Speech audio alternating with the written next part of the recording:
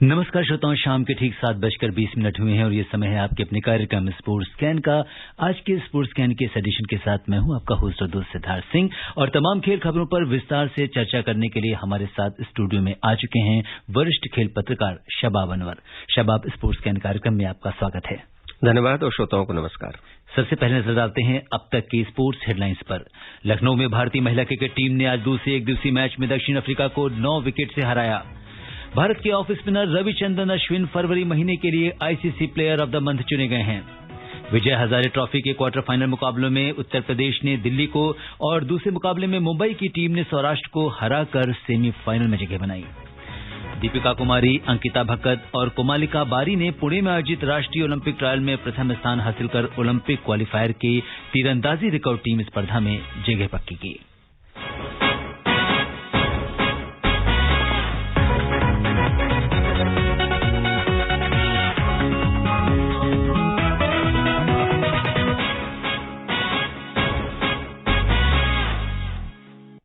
लखनऊ में भारतीय महिला क्रिकेट टीम ने आज दूसरे एक दिवसीय मैच में दक्षिण अफ्रीका को 9 विकेट से हरा दिया है।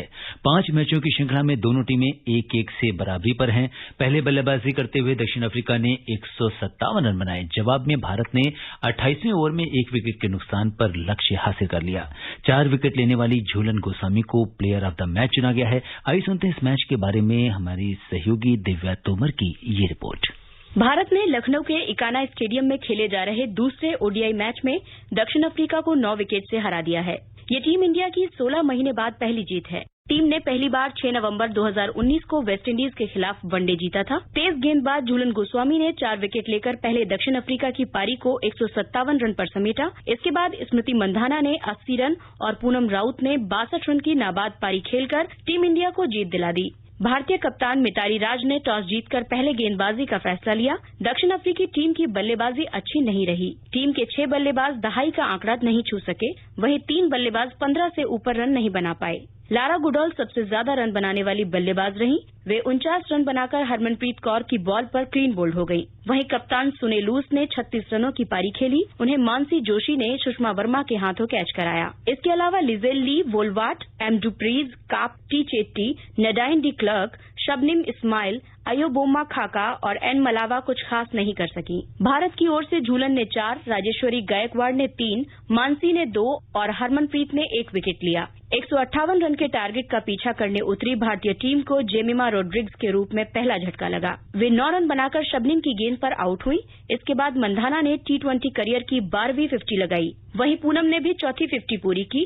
दोनों ने दूसरे विकेट के लिए 138 रन की पार्टनरशिप कर टीम को जीत दिला दी। 5 वनडे की सीरीज फिलहाल 1-1 की बराबरी पर है। पहले वनडे में दक्षिण अफ्रीका ने भारत को 8 विकेट से हराया था। तीसरा एक दिवसीय मैच 12 मार्च को खेला जाएगा। वहीं वनडे सीरीज के बाद दोनों टीमों के बीच 3 मैचों की T20 श्रृंखला भी खेली जाएगी। Divya Tomar, sports scan. शबाब, अगर हम आज के मैच में देखें तो भारत ने जिस तरीके से कमबैक किया है, पहला अगर हम देखें तो मैच हार गए थे, लेकिन आज जिस तरीके से उन्होंने कमबैक करके और दक्षिण अफ्रीका को 9 विकेट से जो बड़ी जीत जिसे हम कहेंगे दर्ज की है, क्या कुछ कहेंगे आप? बिल्कुल, ये आंकड़ों की बात नहीं है, लेकिन ये भारतीय टीम का, चाहे महिला देखें पुरुष देखें, एक टोटका है।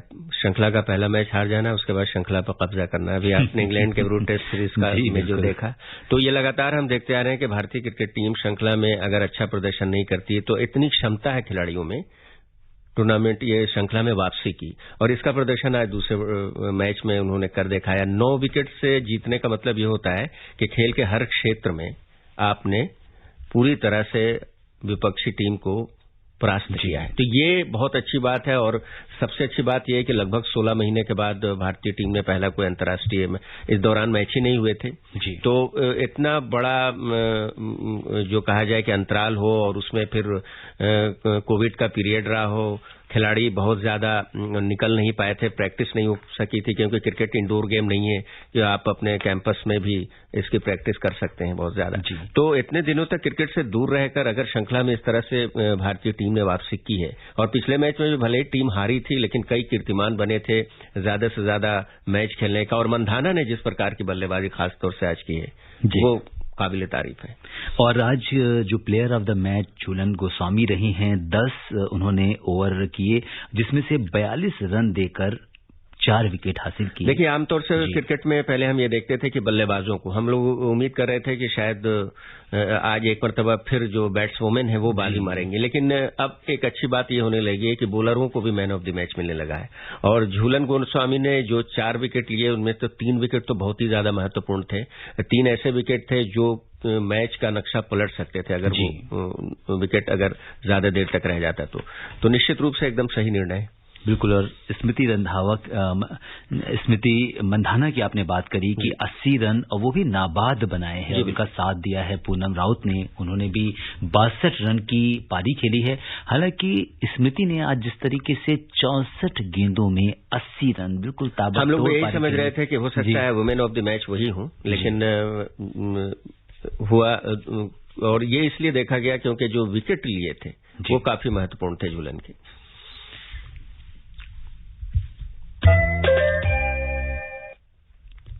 और अब बढ़ते हैं अगली खबर की ओर। भारत के ऑफ स्पिनर रविचंद्रन अश्विनी फरवरी महीने के लिए ICC player of the month चुने गए हैं। लगातार दूसरे महीने किसी भारतीय क्रिकेटर ने ये अवार्ड जीता है। अश्विनी की सफलता पर आई सुनते हैं हमारी सहयोगी दीपिका की ये रिपोर्ट। भारत के ऑफ स्पिनर रविचंद्रन अश्विन फरवरी महीने के लिए ICC player of the month चुने गए हैं। लगातार दूसरे महीने किसी भारतीय क्रिकेटर ने ये अवार्ड जीता है। जनवरी में Rishabh Pant player of the month चुने गए थे। अश्विन ने अवार्ड के लिए होड़ में मौजूद इंग्लैंड के कप्तान जो रूट और वेस्टइंडीज की युवा बल्लेबाज काइल मायर्स को पीछे छोड़ा है। इंग्लैंड के खिलाफ टेस्ट सीरीज में 34 साल के अश्विन के बैट और बॉल दोनों ने अहम भूमिका निभाई थी। सीरीज में उन्होंने कुल 32 विकेट लिए और 1 सैकड़ा भी जमाया था। इस सीरीज के 3 टेस्ट मैच फरवरी में खेले गए थे, जिनमें अश्विन ने 15.70 के औसत से 24 विकेट लिए थे। इन टेस्ट मैचों में उन्होंने 35.20 के औसत से 176 रन भी बनाए थे। इसमें चेन्नई में हुए दूसरे टेस्ट मैच में 106 रनों की बेहतरीन शतकीय पारी भी शामिल थी। आईसीसी वोटिंग एकेडमी के रिप्रेजेंटेटिव और वेस्टइंडीज के पूर्व फास्ट बॉलर इयान बिशप ने कहा, अश्विन के लगातार अच्छे प्रदर्शन की बदौलत भारतीय टीम ने महत्वपूर्ण सीरीज में इंग्लैंड को हराया। ये ठीक है कि परिस्थितियां उनकी गेंदबाजी के अनुकूल थीं, लेकिन उनके जोरदार खेल को नजरअंदाज नहीं किया जा सकता। इसके अलावा दूसरे टेस्ट मैच में उन्होंने बेहतरीन शतक जमाकर इंग्लैंड को मैच से पूरी तरह बाहर कर दिया था। वुमेन्स कैटेगरी में इंग्लैंड की ओपनर टैमी ब्यूमाउंट ने फरवरी महीने के लिए प्लेयर ऑफ द मंथ का अवार्ड जीता है। ब्यूमाउंट ने न्यूजीलैंड के खिलाफ वनडे सीरीज में 231 रन बनाए थे। उन्होंने सभी मैचों में 50+ का स्कोर बनाया था। ब्यूमाउंट ने होड़ में मौजूद अपने ही देश की नताली स्कीवर और न्यूजीलैंड की ब्रूक हॉलिडे को पीछे छोड़ा है। ICC player of the month का अवार्ड जनवरी से ही शुरू हुआ है। तब ऋषभ पंत ने इंग्लैंड के जो रूट और आयरलैंड के पॉल स्टर्लिंग को पीछे छोड़ा था। इस तरह रूट लगातार दूसरे महीने नॉमिनेट होने के बावजूद अवार्ड नहीं जीत पाए। उन्हें भारत के खिलाफ पहले टेस्ट मैच में दोहरा शतक जमाने के लिए नॉमिनेट किया गया था। Deepika Sharma, sports can. शबाब, जिस तरह से अश्विन प्रदर्शन कर रहे हैं और अगर हम देखें तो इंग्लैंड के खिलाफ जो टेस्ट सीरीज में बैट और बॉल दोनों ही क्षेत्र में उन्होंने महत्वपूर्ण कमाल का प्रदर्शन और फिर एक बहुत बड़ी उपलब्धि 400 टेस्ट मैच विकेट भी अपने पूरे किए। तो एक ऐसे विकेट पर शतक बनाना जो विकेट लगातार इंग्लैंड की ओर से आलोचना का शिकार थी। इंग्लैंड टीम की ओर से नहीं बल्कि वहां की मीडिया जो पूर्व क्रिकेटर कुछ थे, इंग्लैंड की तरफ से पिचों को लेकर के कोई विधिवत बयान नहीं आया। वैसे विकेट पर जो मुश्किल जरूर था, क्योंकि एक काली मिट्टी से था, एक लाल मिट्टी से था, और दोनों पर अश्विन ने जिस तरह से बल्लेबाजी की और गेंदबाजी की, निश्चित रूप से वो इसके हकदार थे। एक अच्छी शुरुआत आईसीसी की ओर से जिसमें ये संयोग है, और संयोग क्या कहा जाए, जो अच्छा प्रदर्शन करेगा अंक के आधार पर ये फैसला होता है, और उसमें कुछ क्रिकेटरों के क्रिकेट का जो पैनल होता है उसमें पत्रकार भी शामिल हैं, बहुत सारे लोग हैं, तो वो इसका निर्णय लेते हैं और निर्णय बिल्कुल सही हुआ है। जिस प्रकार का प्रदर्शन रहा, हालांकि जो रूट भी काफी करीब थे, उन्होंने दोहरा शतक बनाया था, और लेकिन जो दोहरा शतक पहले टेस्ट मैच में उन्होंने चेन्नई में बनाया, उसके बाद से फिर उनके बल्ले में जंग लग गया एक तरह से। भारतीय स्पिनरों ने, भारतीय गेंदबाजों ने फिर उन्हें उस तरह से, आपने देखा होगा किस तरह से वो जो दोहरा शतक बनाया था, स्वीप और रिवर्स स्वीप लगा रहे थे, किस तरह से वो उसी को हथियार उन्होंने बनाया था। और आमतौर से स्पिनरों के विरुद्ध इस तरह के शॉट्स लगाए जाते हैं, लेकिन उस कमजोरी को भारतीय गेंदबाजों ने समझ लिया, और ये समझ लिया कि ये जो स्वीप और रिवर्स स्वीप जो रूट लगा रहे हैं, ये सुविधा नहीं है बल्कि दुविधा है। यानी ये एक ऐसा शॉट होता है कि आप जब दुविधा में पड़ते हैं तो स्पिनरों के विरुद्ध लगाते हैं। तो उसके बाद भारतीय गेंदबाजों ने बहुत ज्यादा मौका उनको इस तरह का हथियार इस्तेमाल करने का नहीं दिया, जिसके कारण वो इससे पीछे रह गए। बिल्कुल, अगर हम देखें तो लगातार जनवरी में ऋषभ पंत ने प्लेयर ऑफ द मंथ का पुरस्कार जीता था और उसके बाद अश्विन ने जो है दोबारा से फरवरी महीने के लिए भी, तो ये बहुत बड़ी, देश के लिए भी कहीं ना कहीं एक बड़ी उपलब्धि है। जी, अगर ये टेस्ट श्रृंखला जारी रहती, समाप्त नहीं होती, तो अगला अवार्ड भी यानी मार्च वाला भी भारत ही को मिलता निश्चित रूप से। इंग्लैंड के साथ 4 मैचों की क्रिकेट टेस्ट श्रृंखला में 3-1 से जीत हासिल करने के बाद टीम इंडिया 2020 मैचों के लिए पूरी तरह से तैयार है और उसके हौसले बुलंद हैं।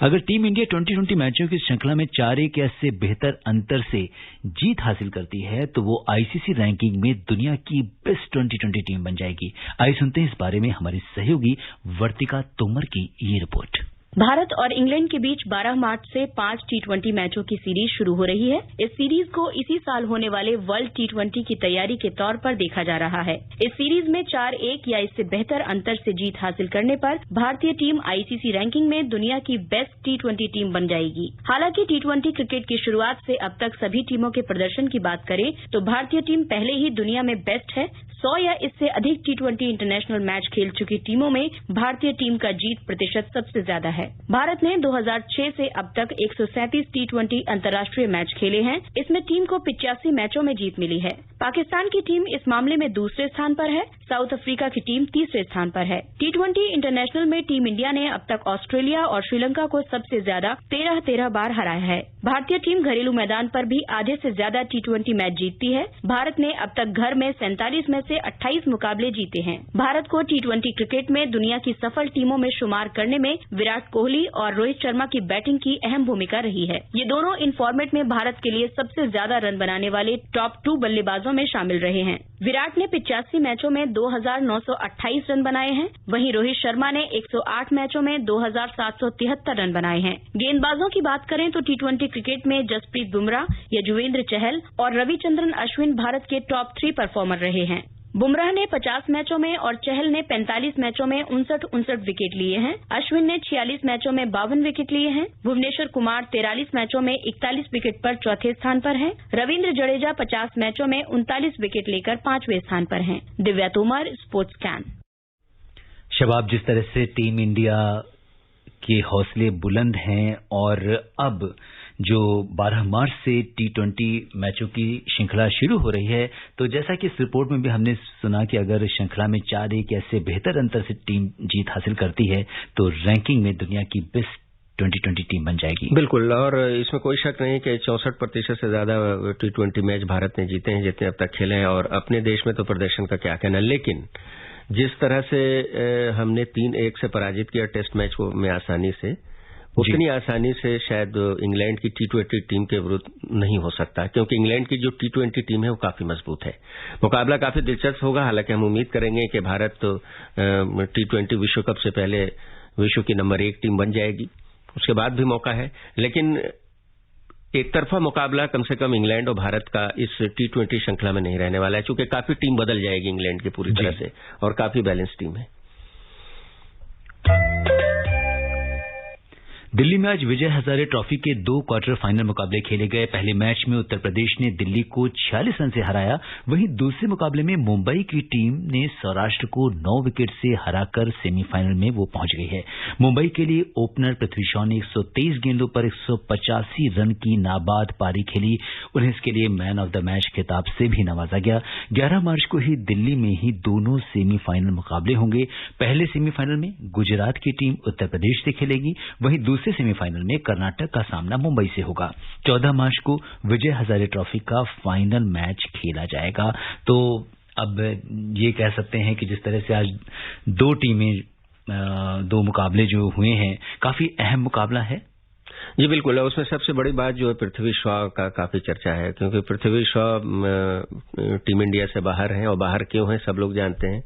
शुभमन गिल ने अच्छा प्रदर्शन किया था पहले मैच में, अगर देखा जाए ऑस्ट्रेलिया में भी उन्होंने शानदार प्रदर्शन किया था, लेकिन उसके बाद शुभमन गिल इंग्लैंड के विरुद्ध बाद के जो टेस्ट मैच हुए उसमें असफल रहे।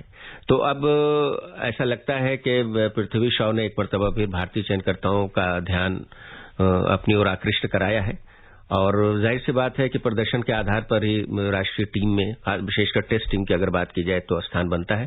तो ये देखना काफी दिलचस्प होगा। जिस तरह से अब गेंदबाजी का जो आप कॉलम देखें उसमें काफी कड़ा मुकाबला है, जब से अक्षर पटेल ने शानदार प्रदर्शन किया है तो एक सलामी बल्लेबाज के रूप में एक मर्तबा फिर अपनी जबरदस्त दावेदारी पेश की है। जी।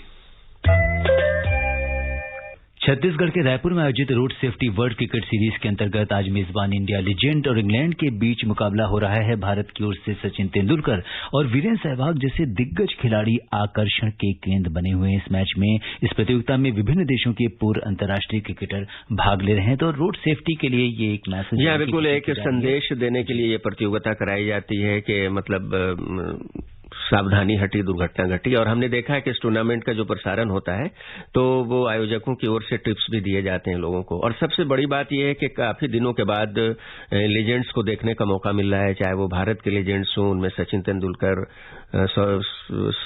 वीरेंद्र सहवाग ने तो पहले ही मैच में शानदार 80 रन बनाए थे, और भी कई खिलाड़ी हैं। बात करते हैं तीरंदाजी की। दीपिका कुमारी, अंकिता भगत और कोमालिका बारी ने पुणे में आयोजित राष्ट्रीय ओलंपिक ट्रायल में प्रथम स्थान हासिल कर ओलंपिक क्वालीफायर के तीरंदाजी रिकर्व टीम स्पर्धा में जगह पक्की कर ली है। ओलंपिक क्वालीफायर इस वर्ष जुलाई में पेरिस में आयोजित होगा। इसमें जीत हासिल करने पर भारत टोक्यो ओलंपिक के लिए तीरंदाजी की टीम स्पर्धा में जगह पक्की कर लेगा। और अब चलते चलते बात करते हैं हॉकी की। यूरोपीय दौरे के चौथे और अंतिम मैच में कल बेल्जियम के एंटवर्प में भारतीय पुरुष हॉकी टीम ने ब्रिटेन को 3-2 से हरा दिया है। भारत की ओर से मनदीप सिंह ने 23वें और 60वें मिनट में 2 गोल किए, जबकि हरमनप्रीत सिंह ने पहले मिनट में गोल किया। और अगर हम देखें तो शनिवार को हुए मैच में दोनों टीमें एक एक गोल की बराबरी पर थीं। उससे पहले भी भारत ने पहले मैच में जर्मनी को 6-1 से हराया था और वहीं दूसरा मैच 1-1 गोल की बराबरी पर रहा था। शबाब, अगर हम ओलंपिक खेलों के हिसाब से देखें तो हॉकी का ये मैच बड़ा इंपॉर्टेंट है और जिस तरह से टीम ने प्रदर्शन किया है, इस पर आप क्या कहेंगे? बिल्कुल सही बात है। हॉकी की बात करना तो बेहद जरूरी है, क्योंकि हमारा राष्ट्रीय खेल है। और हम अपने श्रोताओं को ये भी बताना चाहेंगे, मन में ये बात रहनी चाहिए कि आज भी हम ओलंपिक में सबसे ज्यादा स्वर्ण पदक विजेता देश हैं। 8 बार ओलंपिक का स्वर्ण पदक भारत के पास है, अभी तक कोई रिकॉर्ड तोड़ नहीं सका है। ये और बात है कि 80 के दशक के बाद जब से एस्ट्रोटर्फ पर हॉकी आई है, उसके बाद से वो तालमेल नहीं रह पा रहा है खिलाड़ियों का, जो हम घास पर जिस तरह के हॉकी खेलते थे, या फिर एशियाई हॉकी जिसके लिए मशहूर थी। लेकिन हाल के दिनों में हमने ये देखने को मिला है, चाहे महिला हॉकी हो या पुरुष हॉकी हो, एक अच्छा टीम कॉम्बिनेशन देखने को मिला है। और जो एक शिकायत भारतीय हॉकी खिलाड़ियों से लगातार हॉकी प्रेमी करते रहे थे कि एक पेनल्टी कॉर्नर को गोल में परिवर्तित करने की विधा में बहुत ज्यादा अभी तक महारत हासिल नहीं है। तो लेकिन ये धीरे धीरे शिकायत भी कम हो जा रही है। जो कि टीम के कोच हैं, उन्होंने काफी मेहनत कराई है और इस श्रृंखला में भी ये देखा गया है। लेकिन फिर भी कुछ मौके ऐसे मिले हैं जिस पर हम फायदा नहीं उठा सके, यानी पूरी तरह से अगर अवसर का लाभ नहीं उठाते हैं तो परेशानी होती है। लेकिन एक अच्छी बात सबसे बड़ी यह है कि ओलंपिक से पहले, अब देखिए कोविड के चलते 1 साल का और समय मिल गया है। जी, सबसे यही मैं आपसे कहने वाला था कि इतने लंबे समय के गैप के बाद टीम ने ये यूरोपीय दौरा किया और इसके पहले 2 बार हम बाहर का दौरा कर चुके हैं, लेकिन फिर भी इतना शानदार प्रदर्शन जिस तरह से जो मेंस टीम ने किया है। और एक पहला मैच तो हम देखें तो बहुत बड़े अंतर से 6-1 से हराया था, बहुत शानदार और बहुत ही शानदार प्रदर्शन था। और मनदीप और हरमनप्रीत जिस तरीके से खेल रहे हैं वो वाकई में काबिल तारीफ है। और इन दोनों को निरंतरता बरकरार रखनी पड़ेगी, क्योंकि काफी काम आने वाले हैं ओलंपिक में ये दोनों खिलाड़ी भारत के लिए। और श्रोताओं, अब समय अनुमति नहीं दे रहा है कि हम कुछ और खेल खबरों पर चर्चा करें। शबाब, आप हमारे स्टूडियो में आए और तमाम खेल खबरों पर चर्चा करने और विशेषज्ञ राय साझा करने के लिए आपका बहुत बहुत धन्यवाद। आपका भी धन्यवाद। श्रोताओं, स्पोर्ट्स कैन में आज के लिए बस इतना ही। अगर आप इस कार्यक्रम को दोबारा सुनना चाहते हैं तो आप लॉग ऑन कर सकते हैं हमारी वेबसाइट newsonair.com पर। कल शाम 7:20 पर कुछ और खेल खबरों के साथ दोबारा मुलाकात के वादे के साथ इजाजत दीजिए अपने होस्ट और दोस्त सिद्धार्थ सिंह को। तब तक के लिए नमस्कार।